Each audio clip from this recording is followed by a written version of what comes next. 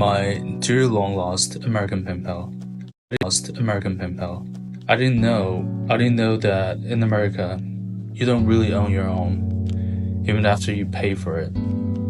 I didn't know that you still have to pay property taxes every year, and if you don't, the government can take your house away. I didn't know that people in their 30s, 40s, even 50s were still paying off student loans for a degree they got decades ago. I didn't know that one hospital visit could leave you in debt for years. I didn't know that working full-time, even 2 jobs, still wasn't enough to feel secure. And I didn't know that so many of you sit in your cars at night, staring at your front doors, too exhausted to go inside. I thought I understood exhaustion. I thought I knew what stress looked like, but I've never seen it like this.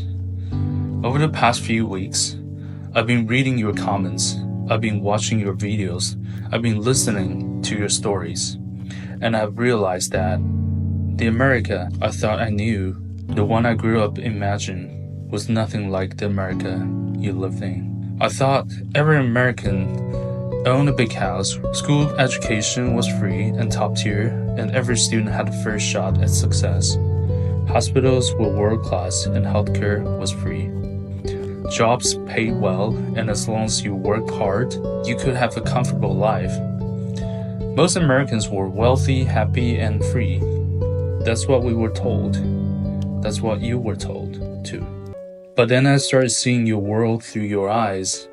I saw videos of people working 60 hours a week and still living paycheck to paycheck. I saw comments from people saying they haven't been to a doctor in years because they can't afford it. I saw Americans wondering how they would survive retirement when they are still paying off student loans in their 40s. And I thought, how does this happen in the richest country in the world? So I started doing research. I wanted to understand why, I wanted to understand how. And the more I learned, the more I realized this was never an accident. Why does the system feel like a trap? At first I thought it was just individual bad luck, but then I saw the pattern. And patterns don't happen by accident. I learned that your wages haven't kept up with inflation, but the cost of everything else keeps rising. Your student loans are structured so that even after decades of payment, many people barely make a dent in what they owe. Your healthcare system makes sure that even one emergency can set you back years financially. Your home isn't truly yours because if you can't pay property taxes, the government can take it away. And I started asking, is this normal? Because where I live, we have our own struggles. No system is perfect. We have problems too.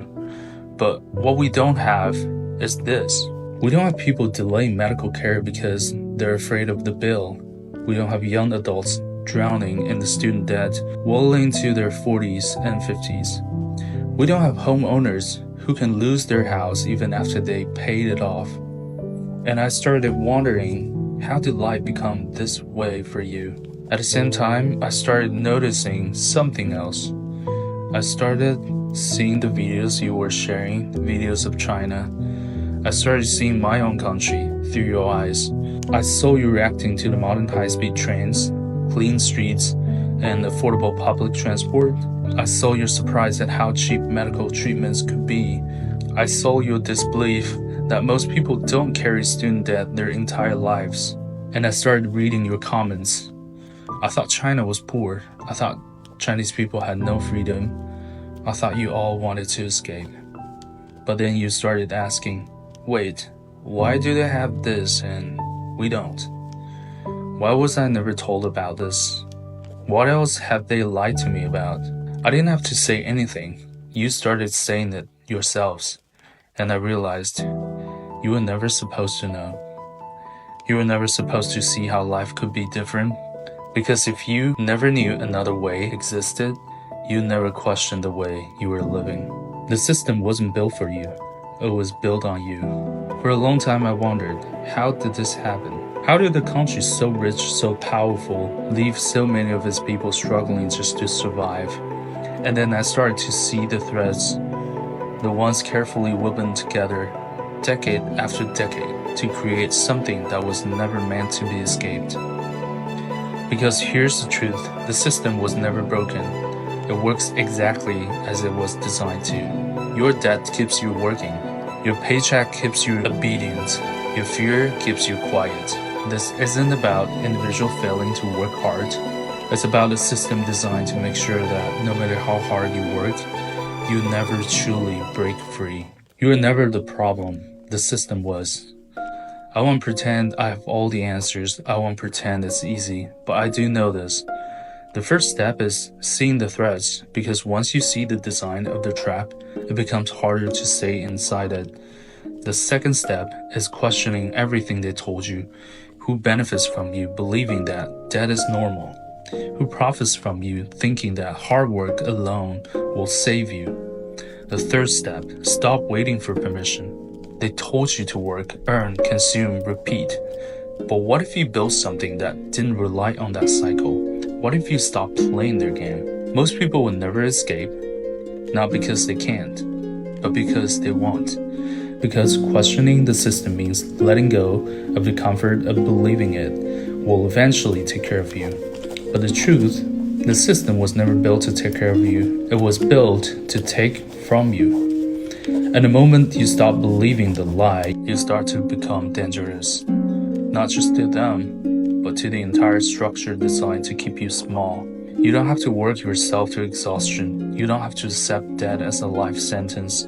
You don't have to wait until retirement to start living. You just have to see it for what it is. And once you do, once you truly, fully see, you will never unsee it again. And that's the beginning of something they never wanted you to have, freedom. Warmly, your Chinese pen pal.